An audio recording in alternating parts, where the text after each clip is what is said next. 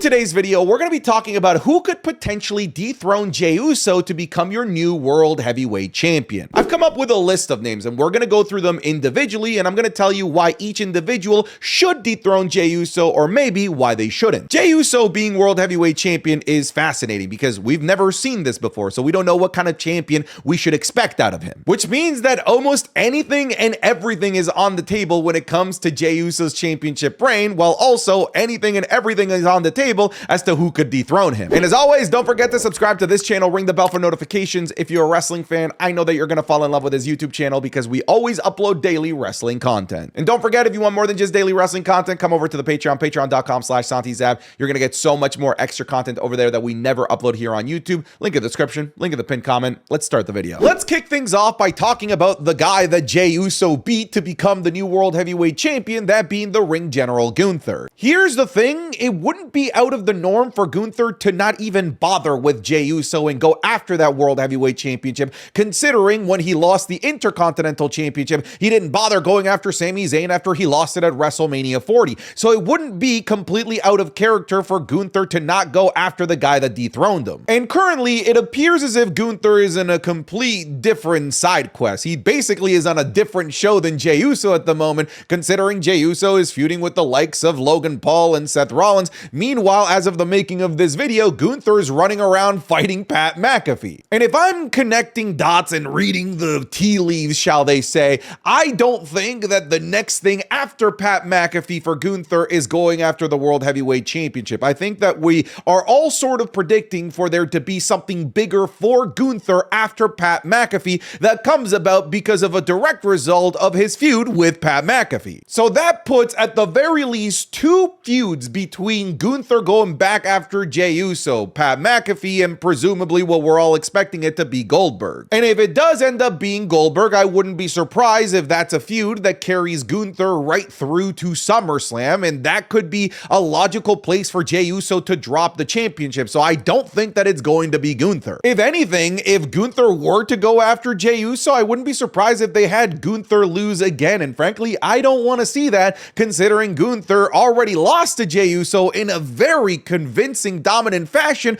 where he got tapped the fuck out by his own finishing move. When you get tapped out by your own finishing move and lose the title at WrestleMania, I'm sorry, but like, you can't go back after that title. You need to go on a cooling period for several months. So even though under traditional WWE rules, even though they don't really follow these anymore, of the tradition of the rematch, you would think that Gunther should be considered a top prospect to dethrone Jey Uso, but I don't think that they're going to be crossing paths at all during Jey Uso's championship reign. I don't even think he's going to get an opportunity, let alone be the one to dethrone him. So if you were asking me the likelihood, probability that Gunther is going to dethrone Jey Uso, I would tell you that the likelihood is very low, at the very least based on the landscape of WWE programming as I'm seeing it as a fan sitting on a couch. Don't get me wrong, Gunther is going to be going after the World Heavyweight Championship at some point. This is a guy that's going to be a perennial main eventer moving forward. He's not going anywhere. It just so happens that with the context that we currently have right now, I don't think that a World Heavyweight Championship program with Jey Uso is in the cards anytime soon. Let's move over to maybe my favorite pick here, that being Sami Zayn. In the night after WrestleMania, after Jey Uso had recently been crowned the World Heavyweight Champion, it was Sami Zayn that interrupted the celebration,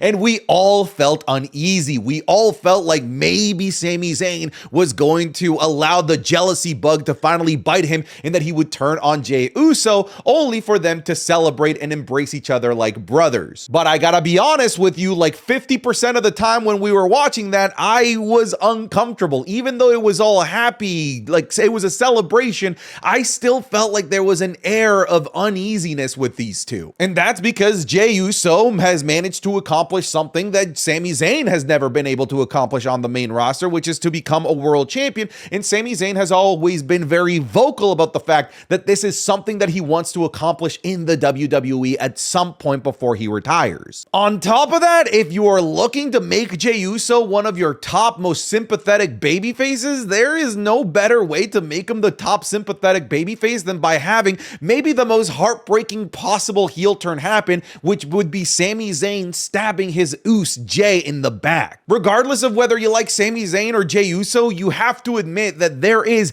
a deep interest interwoven emotional storyline that can be told there that anyone can relate to. And we do have Sami Zayn hanging around the title picture. He's hanging around the Seth Rollinses of the world. He just helped Jey Uso retain against Seth Rollins, albeit via disqualification. So Sami Zayn is in the vicinity. He's smelling the air of the World Heavyweight Championship. So I don't think that there's too many degrees of separation where it doesn't make him a realistic option. Like, I do very much think that Sami Zayn, they could snap their finger and make him a realistic contender to Jey Uso. They could take the Kevin Owens versus Cody Rhodes approach, where Kevin Owens and Cody Rhodes had their first match as friends, as baby faces, and then things deteriorated and got worse and worse until we eventually got the full-blown Kevin Owens heel turn. They could do that where they can have a friendly match the first time around, and then it eventually devolves with Sami Zayn succumbing to the hatred and the jealousy of not having that World Heavyweight Championship around his waist. I think that out of all of the options, this is easily the one that would give us the most emotional storytelling and the most gut-wrenching moment out of anything that we can book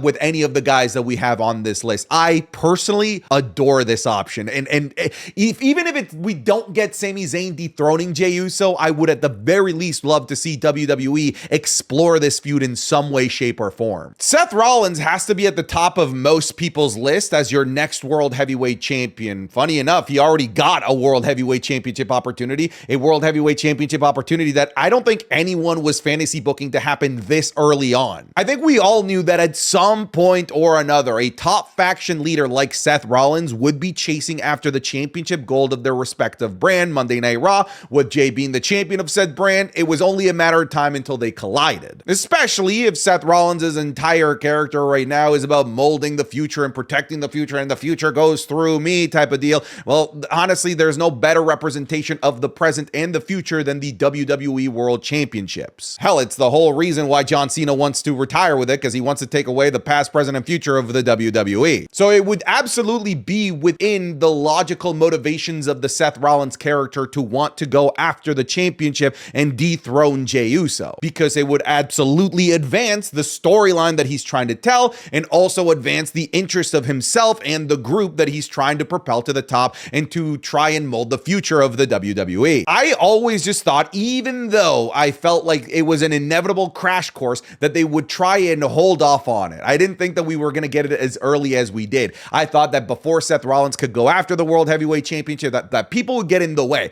like Sami Zayn and then Roman Reigns and then CM Punk, and then eventually maybe come SummerSlam or sometime after, then Seth Rollins could take that World Championship away from Jey Uso. But we've already gotten it, and it was honestly a bit of a Monday Night Raw instant classic. So now we already know what that match looks like, what the drama of that match can look like, and I want to see it again because it was absolutely fantastic. Now, you might be thinking that maybe that they've blown their load a little bit too early on this, but hey, I'm okay.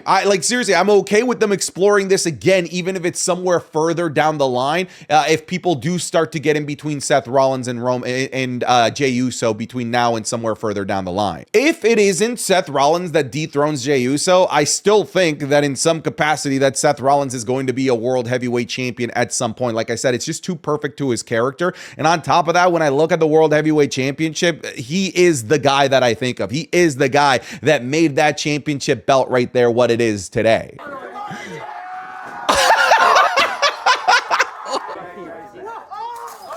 Oh my God! Oh!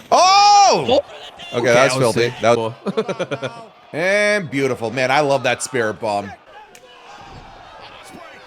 Oh yeah! Woo!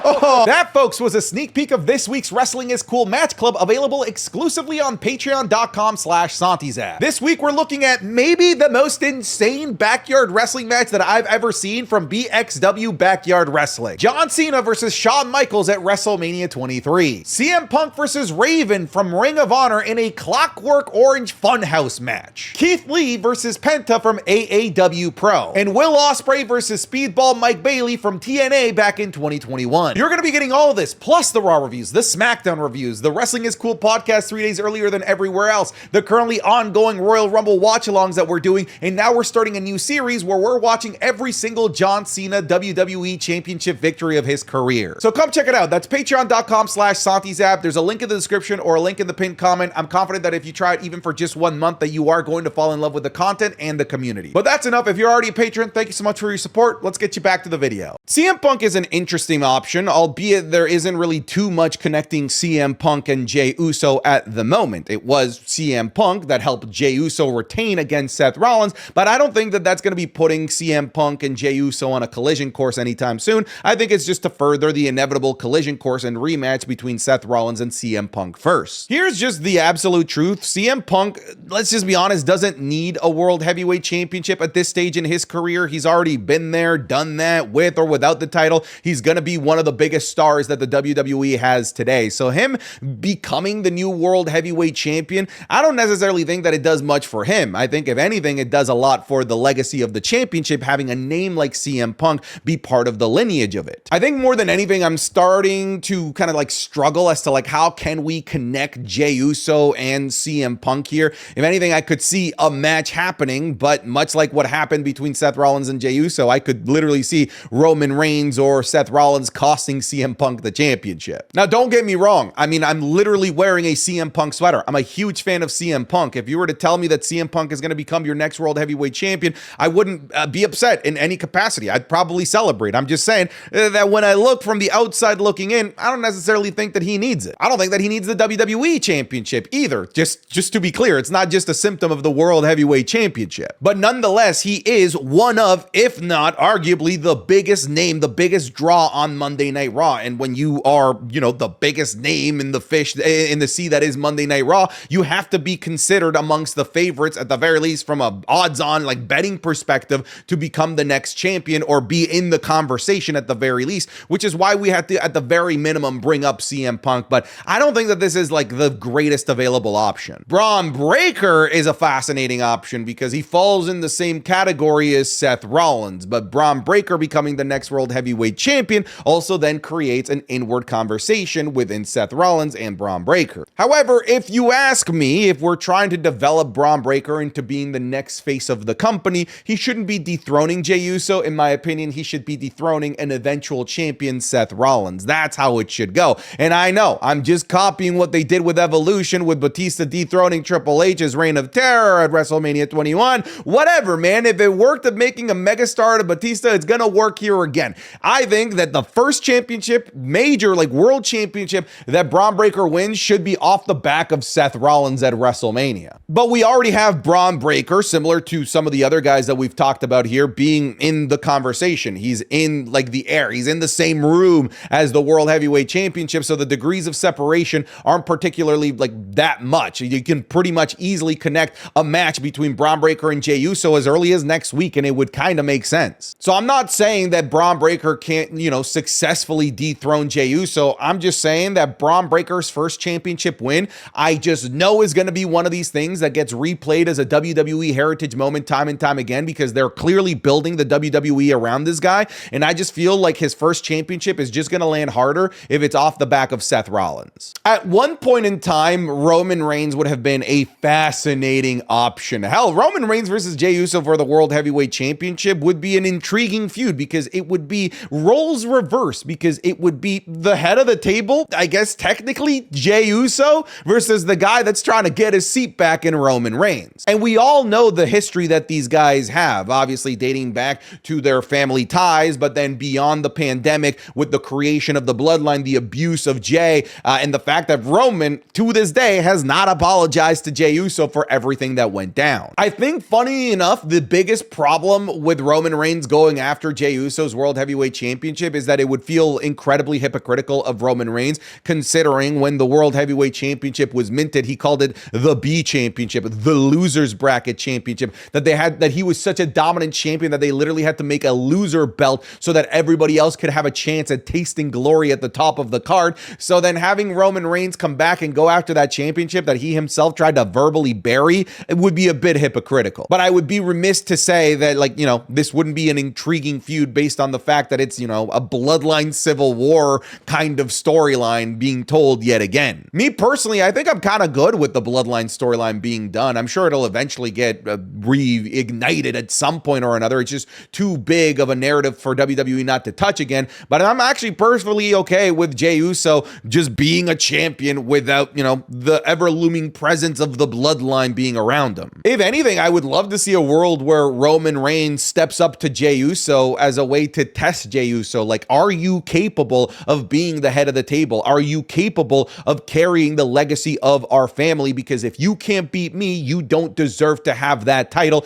That in itself is a really intriguing story, which is why I say again, I don't hate the idea of them revisiting this, but I can't disassociate the fact that Roman Reigns absolutely destroyed this championship verbally a while ago. Carrie and Cross is a fascinating option. Funnily enough, I maybe jumped the gun and suggested that maybe Carrie and Cross could be the one to dethrone Jey Uso. I did this in my post-WrestleMania Who Will Dethrone X-Champions video. Part of the reason why I suggested Carrie and Cross is because it looked like the World Heavyweight Championship was going to be the place where they experiment with new top talent. They allow different types of characters to have a reign with it, as opposed to just being the poster childs of the WWE like you have with the WWE Undisputed Belt. And I feel like a new rising name where you could experiment and maybe be successful in would be Carrie and Cross, considering this guy is over. He has become the darling of the internet community and the darling of the people in the arena who are clamoring to get more Carrie and Cross. Hell, as cool as this would be, I do think that it might be a little bit of too much of an overcorrection. I feel like if anything right now,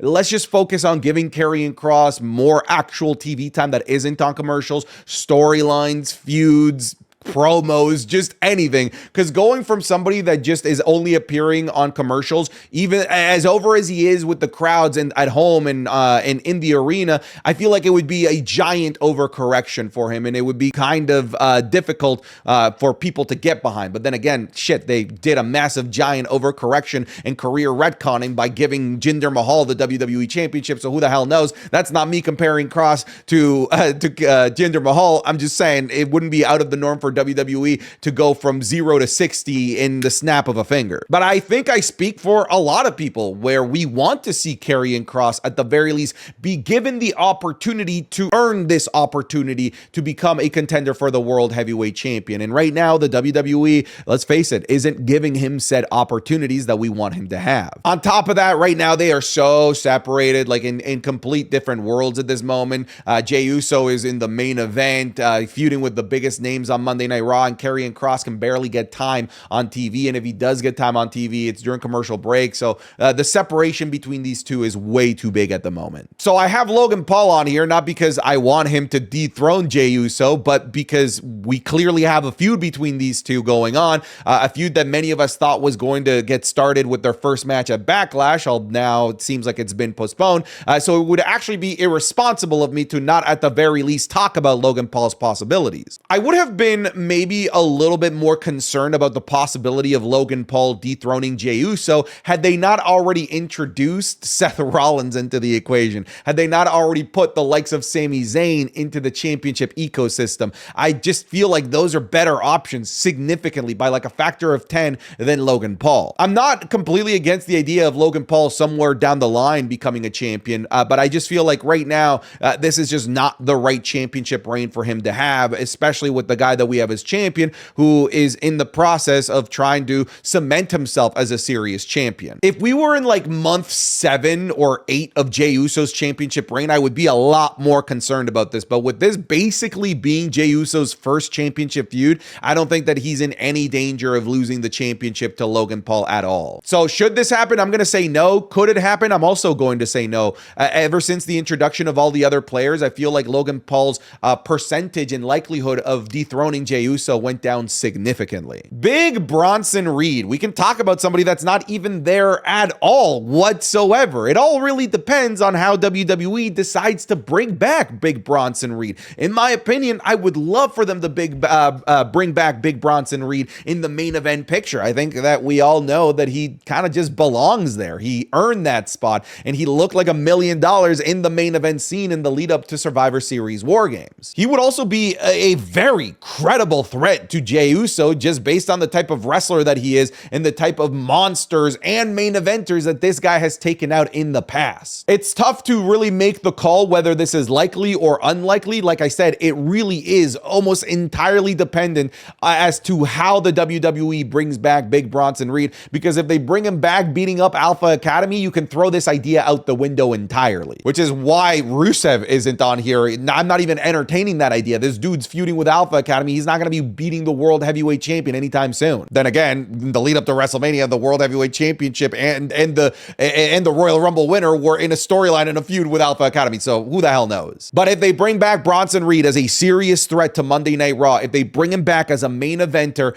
I genuinely think that he needs to be put near the front of the line if he does come back in that capacity on Monday Night Raw. If the stars were aligned in a different way, I would have actually probably had Drew McIntyre near the damn top of this list as the most likely to dethrone Jey Uso based on the history that these two have with one another. However, there's an entire ocean at the moment between Jey Uso and Drew McIntyre, that ocean being the brand split. However, we do know that brand splits can just sort of disappear on the whim of the WWE's decisions at any moment, anytime. And we do have shows like Money in the Bank around the corner that allow for interpromotional cross-weaving, so it's a possibility that in some way, shape, or form, we could cross paths between these two. But if Drew McIntyre was on Monday Night Raw, let me just be clear, this is the guy that should be dethroning Jey Uso based on the history that these guys already have. Drew's hatred of not just Jey Uso, but the bloodline itself, all of the times that Jey Uso cost Drew McIntyre the ability to beat and dethrone Roman Reigns. It would be a perfect full circle story, and it would be a way for Jey Uso to sort of pay for the sins of the father and the pay for the sins of himself because of all of the things that he did when he was an evil member of the bloodline. I know, sins of the father, sins of the self, all very philosophical, but all things that honestly work really well in terms of creating an interesting narrative between Jey Uso and Drew McIntyre, as Drew McIntyre can be the guy that comes in and collects for all those sins that Jey Uso committed. Again, I don't want you to think that it's an impossibility simply because of the brand split, but it certainly makes it a lot more difficult for this to happen. All right, folks, thank you so much for watching today's video. I'll see you guys in the next one. Take care. Leave it down in the comments down below who you think is going to dethrone Jey Uso. Take care. Goodbye. Get out of here.